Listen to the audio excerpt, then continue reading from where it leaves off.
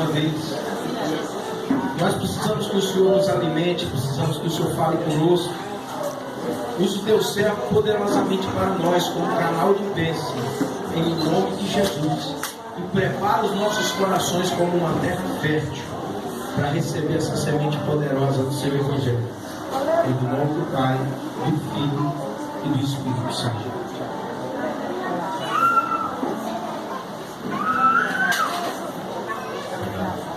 Podemos sentar-nos. Saúde essa amada igreja com a graça e a paz do nosso Senhor e Salvador Jesus Cristo. Amém? Para mim, para nós, né? Mais uma vez, a grande honra poder retornar a essa igreja. Todas as vezes que eu venho aqui, eu gosto de faço questão de repetir. Essa igreja que a gente ama, essa igreja que está nas nossas orações, é a igreja que recebeu parte da minha família, né? Por isso, eu tenho que ter realmente um carinho especial por essa igreja. Então, como foi falado, né? Falar para homens, né, pessoal? Tem homem aqui? Levanta a mão aqui, homem. Tá, homem, macho mesmo. Homem. Falar para homens, né? Tudo azul, não é isso? Novembro azul? Não. Deve ser. Tem uns homens que fogem do novembro azul. Não sei porquê. Em nome de Jesus, irmão, não sentado do jeito que você está, mas reverentemente sentado, gostaria que você abrisse a sua Bíblia em Juízes, o livro de Juízes, capítulo 17, versículo 6. Pode não.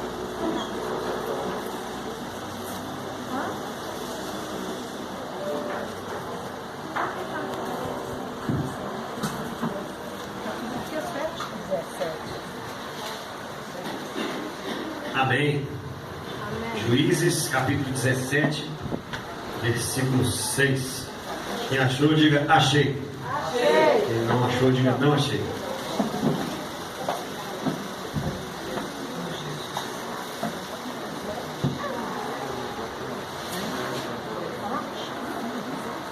Diz assim a palavra de Deus no livro de Juízes, capítulo 17, versículo 6. Naqueles dias não havia rei em Israel. Cada um fazia o que lhe parecia direito aos seus olhos. Naqueles dias não havia rei em Israel. Cada um fazia o que lhe parecia direito aos seus olhos. Feche seus olhos. Deus, nós queremos te agradecer porque o teu Santo Espírito nos conduziu até aqui. Nós não viemos aqui à toa, Senhor Deus. Nós viemos aqui para ouvir do Senhor aquilo que o Senhor quer falar conosco, não aquilo que nós queremos ouvir. Fala, Senhor Deus, o que nós precisamos ouvir. Recebe, Senhor Deus, esses louvores. Recebe, Senhor Deus, a nossa gratidão. Recebe, Senhor Deus, o nosso reconhecimento, Senhor Deus, de quão pequenos nós somos diante da sua glória.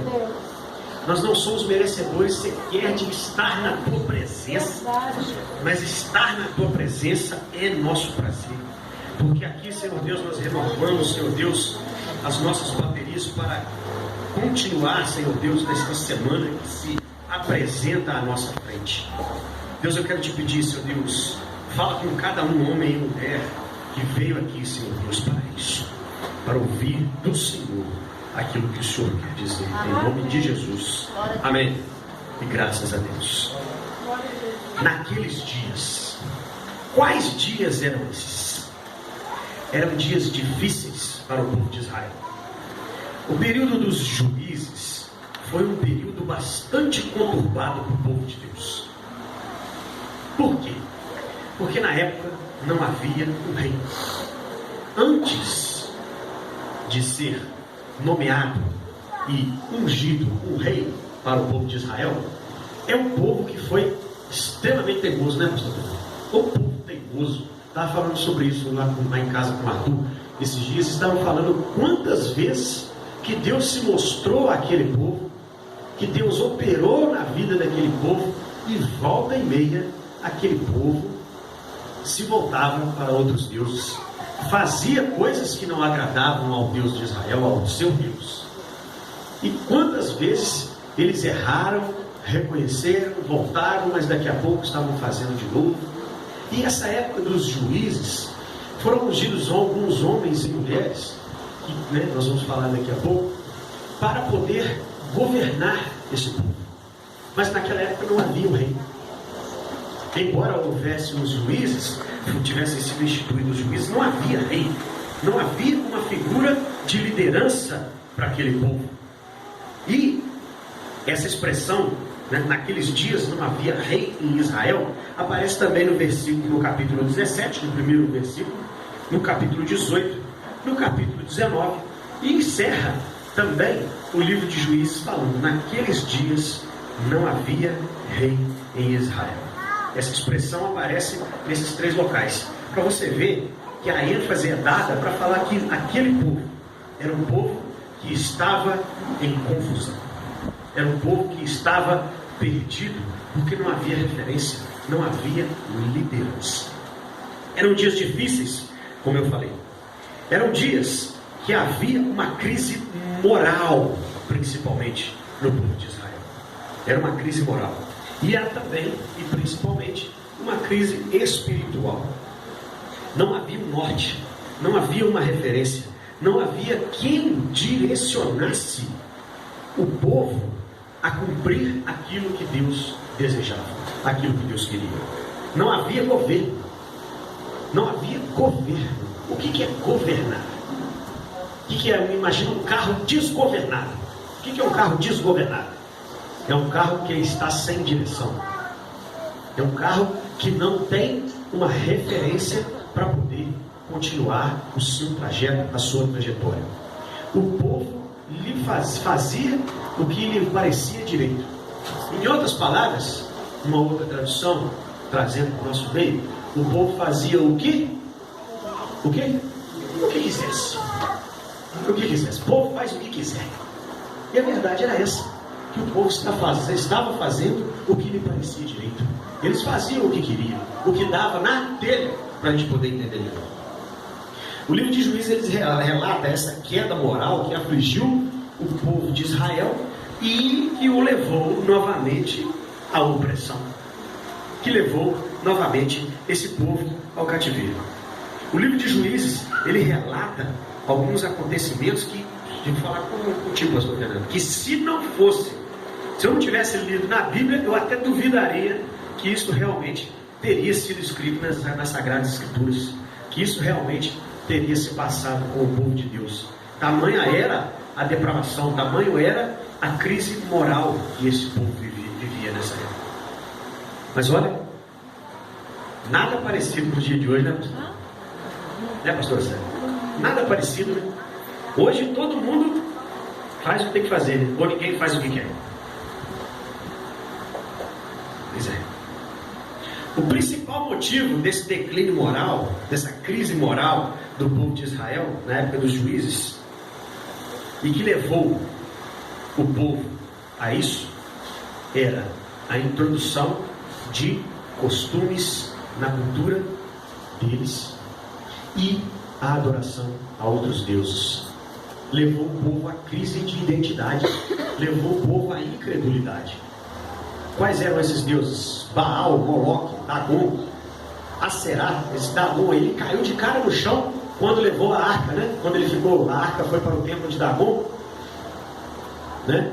A arca foi para o templo de Dagon, ele quebrou, ele caiu com a cara no chão e ficou todo quebrado diante da presença do Senhor. Olha que tipo de deuses estavam sendo introduzidos no povo de Israel.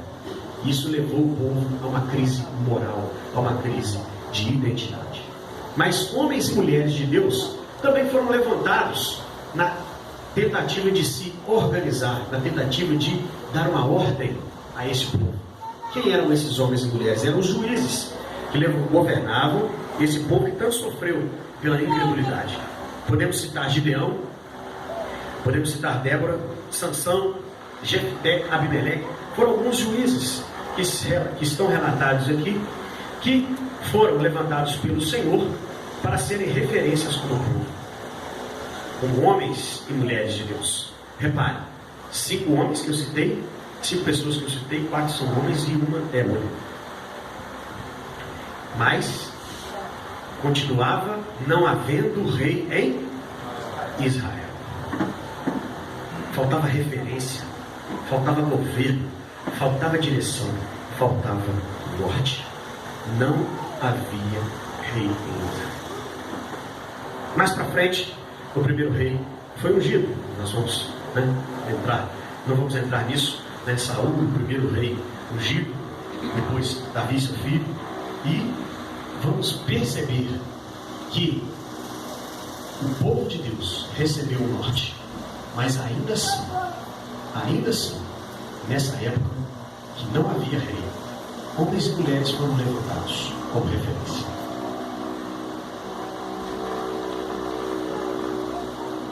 Nessa época, principalmente, quem era mais atacado e mais cobrado em razão desse declínio moral eram os homens. Os homens eram cobrados por quê? Porque todo mundo via os homens de Deus como referência. E nessa época que nós estamos vivendo hoje, você, homem, que papel que você tem exercido na sociedade e que culpa você acha que você tem para o mundo estar nesse pecado? O rei deste mundo, né, o dono deste mundo, quem é? É Satanás. A terra é do Senhor. O mundo é do Senhor, a terra é do Senhor. O mundo que nos nele habita está lá nos céus. Mas essa era, isso que nós estamos vivendo hoje, isso pertence a quem? A Satanás. Esse tempo pertence a Satanás. Essa era não é de Deus. Pense bem que você, homem, está inserido no contexto de governador, de governante, de referência. Então, quando se fala de rei, fala-se de governo. E quando se fala de governo, fala-se de seres humanos que são governados por homens. Mas o que está faltando hoje é homem. Está faltando homem.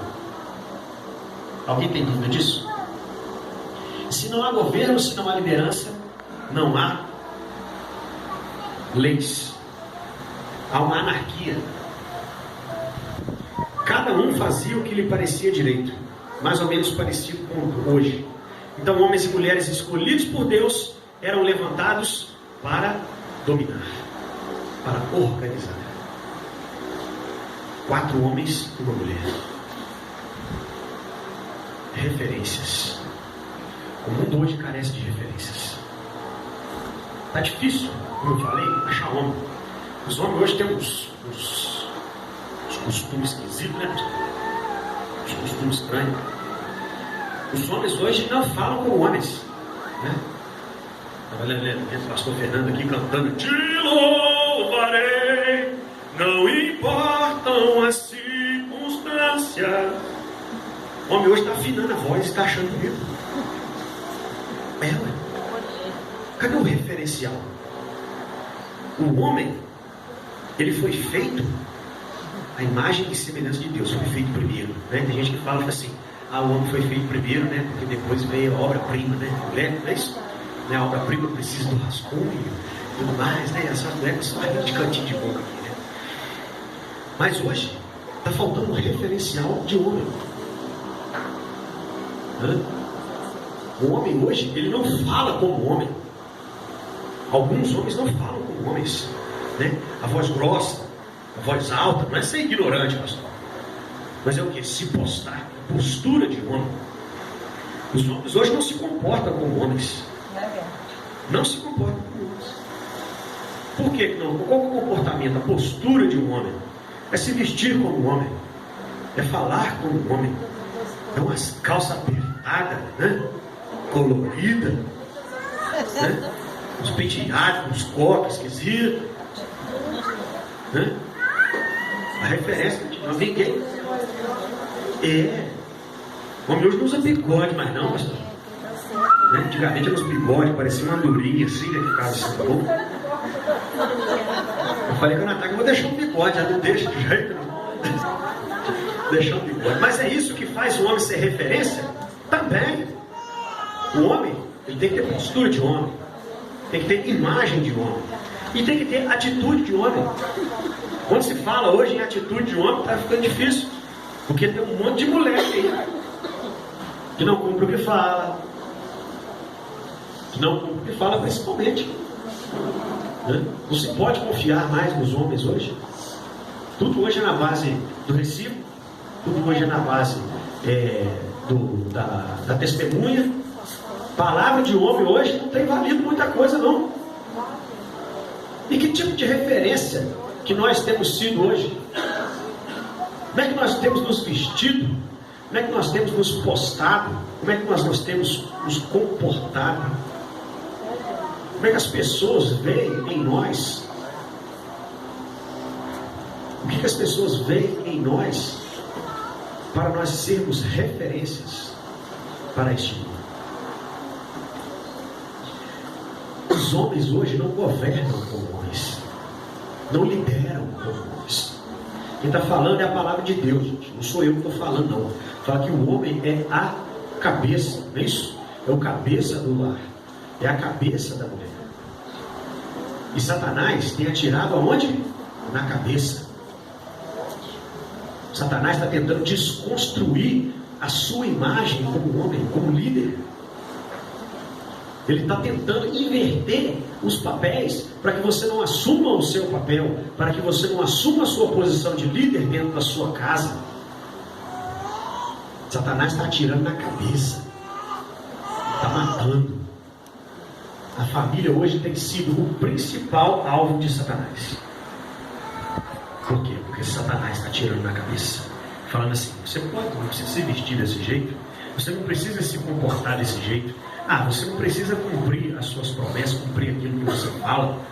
Você não precisa pagar suas contas, você não precisa ser referência para ninguém. Tem problema não. Se o seu filho começar a ter traços afeminados, não tem problema não. Isso aí é uma coisa da modernidade. Não tem problema não. Se a sua filha quiser começar a usar as suas roupas, não tem problema não. A Natália fica doida lá em casa. A Maria Rita está acabando com as minhas maquiagens. Eu falei, glória a Deus. Pior se ela estivesse querendo calçar meu coturno.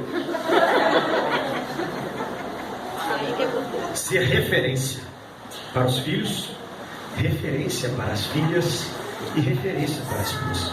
Fala, Jeová. Referência. Tudo hoje, né, estamos vivendo um mundo que está desgovernado. Eu não tenho dúvida disso. Desgovernado. E você ser referência, pelo menos, para um pequeno rebanho, para um pequeno grupo chamado família. Ser referência, pelo menos, para o seu grupo, pequeno rebanho chamado família. Em Gênesis fala que o homem era governante do jardim do Éden. Ele subjugava tudo que estava ali ao seu redor.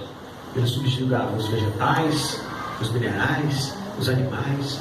Subjugava também a sua esposa, porque a sua esposa, né, era a sua ajudadora, a sua auxiliadora, adjutora. Ela estava ali submissa. O que ela estava? Ela estava debaixo da missão principal, apoiando. Não entenda você, homem, que a sua esposa é submissa, ela deve ser subserviente a você. Não. A submissão é uma missão que está abaixo da missão principal. Ela está dando suporte à missão principal. Tira a missão que está por baixo, você vai ter dificuldade de cumprir sua missão. Fala, Jeová. A sua esposa, ela é sua ajudadora. Ela está submissa a você e não subjugada. Amém? E ele era o governante do jardim do Éden. Mas tem um problema sério lá, né? Tem um problema sério no jardim do Éden. Por quê? Porque ele não liderou da forma que ele tinha que liderar. Qual foi o resultado? Problema. Ele não governou da forma que ele tinha que governar. E deu o resultado. Problema. Ao homem foi dado o espírito de caçador. Isso aí por Deus. De caçador, de dominador, de líder. Ele desenvolver essa atividade de tomar a frente das coisas. Nos exércitos, até hoje, o maior contingente é feito por homens, pela sua força, pela sua capacidade de lutar, pela sua capacidade de liderar, pela sua força física. Não que as mulheres não a tenham, mas têm de uma forma diferente. Nós podemos dizer que mais de 80% das forças de segurança são feitas por homens. O problema é que o homem hoje virou um banana. Virou um banana. E quem fez isso com ele? Foi Satanás. Desconstruiu a figura do homem. Desconstruiu a figura do dominador, do caçador, que subjugava tudo que estava ao seu redor e colocava à sua disposição. A inversão de papéis, principalmente dentro do seu lar, tem sido uma das estratégias que Satanás tem usado para atacar esses homens. Um homem que não compreende o seu papel, não subjuga direito as coisas que estão ao seu redor e delega indevidamente o seu papel para governar. Ele está sendo usado por Satanás. Ele está sendo usado por Satanás. Ele está se permitindo ser um banana. Ele está se permitindo ser um instrumento de Satanás para destruir a sua casa, destruir a sua família. Não sou eu que disse, como eu falei. O líder, o cabeça, hoje, o governante, onde isso acontece, está acontecendo desordem. Onde há homens que não governam, que não lideram, é lugar de desordem, é lugar de anarquia. Assim estava Israel sendo um monarca. E assim estão muitas casas hoje sem um homem presente. Sem um homem presente. Sem um homem que cumpre o seu papel. Portanto, o homem precisa compreender o seu papel de liderar. E principalmente, liderar e governar um pequeno rebanho chamado família. O homem ele pode ser um bom líder no seu trabalho. O homem ele pode ser um excelente patrão. Ele pode ser um excelente encarregado no seu serviço. Mas ele não pode deixar de ser um líder na sua casa. Um líder deste pequeno rebanho chamado família. O pregador, o pastor Paul Washer, ele é um dos maiores pregadores da atualidade. E ele viaja muito. E todas as vezes que ele viaja, ele leva a sua Bíblia consigo. E as pessoas perguntam para ele, falam assim: o que o senhor faz? A primeira resposta que ele dá é assim: eu sou marido. Como é que é? Eu sou marido. Mas o senhor faz alguma coisa além disso?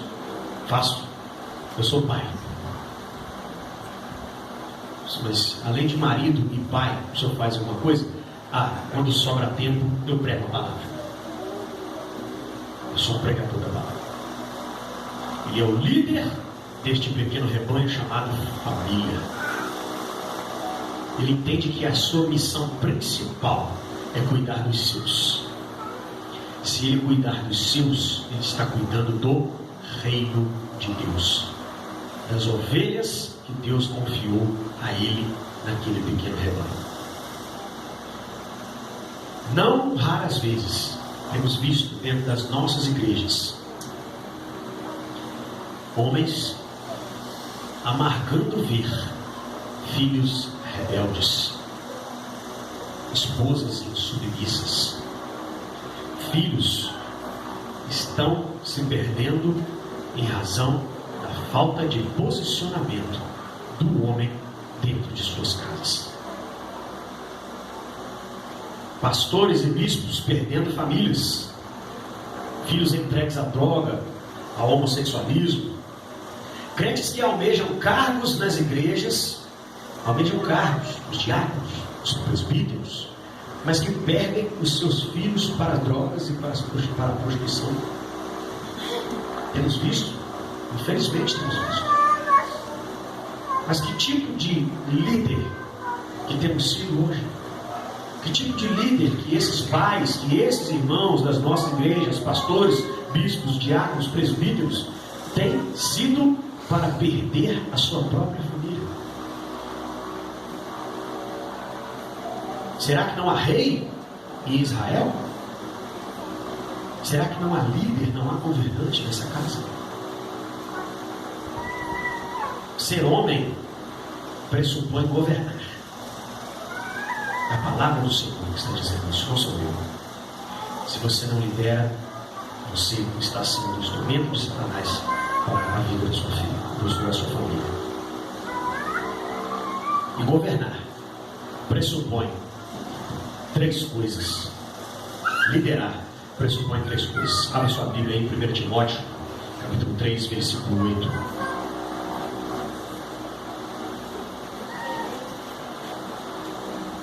Mantenha sua Bíblia aí aberta em 1 Timóteo.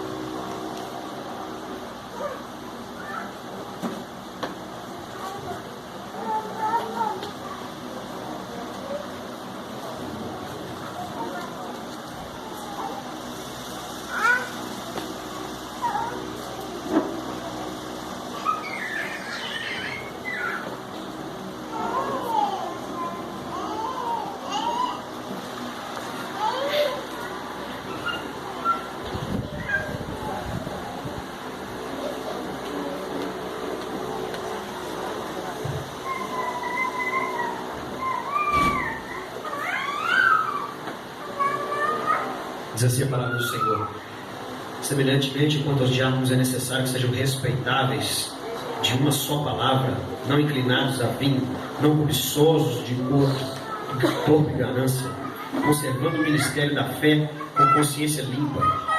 Sejam experimentados, mostrem-se irrepreensíveis. Governar pressupõe colocar ordem. Dentro da sua casa, da nossa casa, deve haver ordem. E quem que é o responsável pela ordem nas nossas casas? É o homem, é o líder. Governar, liderar, pressupõe o cumprimento das leis. 1 Timóteo 4,12. Perdão, 2 Timóteo 4,12.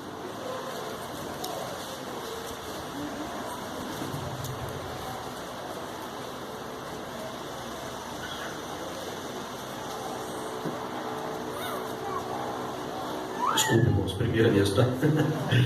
Essa letra dessa Bíblia é muito pequenininha.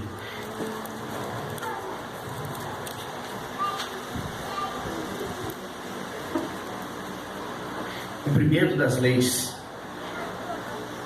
Torna-te padrão para os fiéis na palavra. Essa é a parte B do versículo. Ordena essas coisas e ensina. Ninguém despreza a sua mocidade, pelo contrário, torna-te padrão aos fiéis na palavra, no procedimento, no amor, na fé e na pureza. Ser exemplo de cumprimento da lei, ser exemplo de cumprimento da palavra do Senhor, ser exemplo de homem na sua conduta como cidadão, na sua conduta como servo de Deus. Governar pressupõe a disciplina e pressupõe o discipulado. 1 Timóteo, no capítulo 5, versículo 8, diz assim a palavra do Senhor: ora, se alguém não tem cuidado dos seus, e especialmente dos da própria casa, tem negado a fé, e é pior do que o descrente. Misericórdia! Você escutar uma coisa dessa? Se alguém não tem cuidado dos seus, é pior do que o descrente. Você está negando a fé. Talvez o ativismo dentro das nossas igrejas tenha pregado isso. Você tem que vir à igreja de domingo a domingo, pregar, você tem que falar, você tem que estar no culto de libertação, você tem que estar no culto da família, você tem que estar no culto de terça-feira, que é o culto de ensino, o culto de domingo, e você se envolvendo nessas coisas, né, da obra, e a sua família vai ficando para trás. O primeiro ministério é a sua família. Aquele que não cuida dos seus é semelhante ao descrente. É isso que você quer ouvir? É isso que você quer ver? Seus filhos desviados do caminho do Senhor, a sua esposa, uma esposa que não está satisfeita com o marido que tem, porque é um marido que dá mais atenção aos filhos da igreja, que dá mais atenção aos que estão precisando do lado de fora, sendo que ela está precisando talvez de um pouco de sua atenção. Que referência que você tem sido para a sua filha, para o seu filho, para a sua esposa? Como que nós temos sido vistos por ele? Não raras vezes nós temos deixado de fazer as coisas dentro de casa para fazermos para os outros, e na hora que é para fazer para dentro de casa, fala assim: para quê? Precisa disso? Nós não estamos, muitas vezes, deixando de cuidar dos nossos. Estamos semelhantes aos descrentes, semelhantes aos pagãos. Talvez estamos negando a nossa fé. E o nosso pequeno rebanho? O rebanho que é a família. Como tem ficado? Pressupõe o discipulado. Por quê? Porque eu tenho que discipular. Eu sou o líder, eu sou o responsável pela espiritualidade da minha família. Alegrei-me quando me disseram, vamos à casa do Senhor. E na hora de ir à casa do Senhor, você é o primeiro a arregar ou você é o primeiro a se arrumar? Alegrei-me quando me disseram, será que eu tenho ficado feliz, ficado alegre de estar na presença do Senhor? Só tua graça me basta, e tua presença é o meu prazer. Mas aí eu vou fazer o quê? Terça-feira vai ser culto de ensino. O pastor Fernando vai falar algumas passagens lá do Antigo Testamento, vai falar algumas coisas do hebraico, e eu não preciso aprender esse tipo de coisa não. Enquanto isso, eu estou definhando espiritualmente, consequentemente a minha esposa está. Eu não oro por ela, eu não ministro na vida dela. Os meus filhos não querem saber de escola dominical, ou de culto de ensino, ou da classinha das crianças. Eles não querem saber. Por quê? Porque aquilo é desinteressante, porque eu não estimulo, porque eu não sou o sacerdote do meu lar. Tome postura de sacerdote do seu lar. Você é o sacerdote do seu lar. Quem concorda, diga amém. Quem não concorda, diga misericórdia. Deus vai te pegar.